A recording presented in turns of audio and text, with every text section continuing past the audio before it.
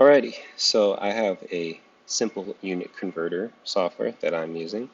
As you can see, it uses three different microservices that need to be running simultaneously.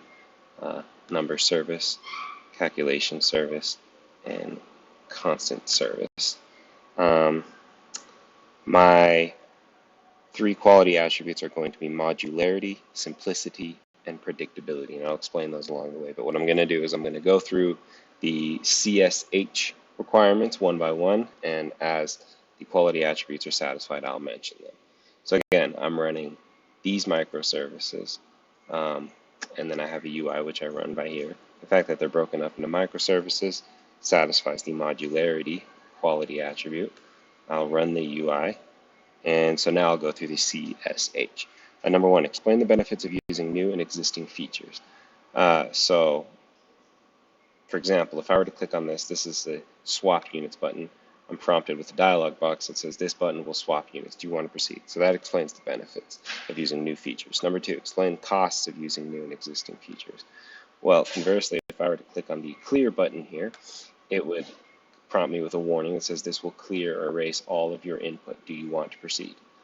And that explains the costs. Number three, let people gather as much information as they want and no more than they want. So for example, if a user were to want to know what exactly a square kilometer is in terms of acres, all they would need to do is put in 1 here, switch this to acres, click convert, and they would find out what exactly 1 square kilometer is in terms of acres, if they wanted to know that information. If they don't, then they can just convert, any number they want as they like. Number 4, keep familiar features available. Through any iteration or update, I will keep the convert button, the swap button, and the clear button. Number 5, make undo, redo, and backtracing available. Well, that's what the clear button is for. If you were just typing in a completely erroneous number that you didn't mean to, you can select clear. Again, I don't have this implemented because this is only a MVP, but this is what the button will do, and it will clear that, thus making it possible to undo what you've done.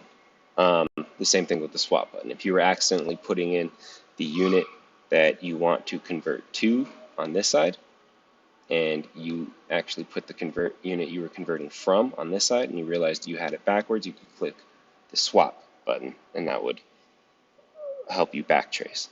Number 6, provide an explicit path through the required task. That's what this is for. Enter a number below, and then I think it's pretty self-explanatory what these two drop-down boxes do and what convert does.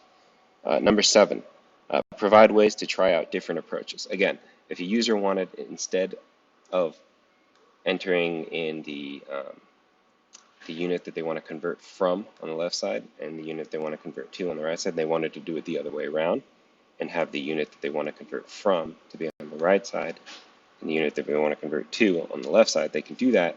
They just have to click swap. So that's a different approach that you could take. Last one, encourage tinkerers to tinker mindfully. Well, that's what these warning boxes are for, right? So they can tinker, but these things do let them know what that would necessarily mean if they were to pursue that. Same with clear. Again, these have not been implemented yet. The only button that has been implemented is convert because this is an MVP. We talked about modularity of my 3 quality attributes. Simplicity is the second one that I wanted to do, and I think this program in general is pretty simple.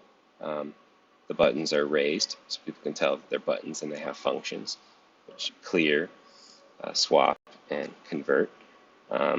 You aren't bogged down with a bunch of UI specifics. And then the last one, predictability. Convert is pretty predictable as to what that's going to do.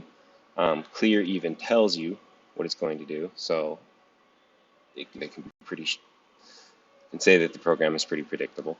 And same thing with swap. It prompts you with what it's going to do, thus making it much more predictable. And again, to touch on modularity, we have different text files, and those text files communicate through these microservices. So things are pretty modular. It's not just one chunk of code.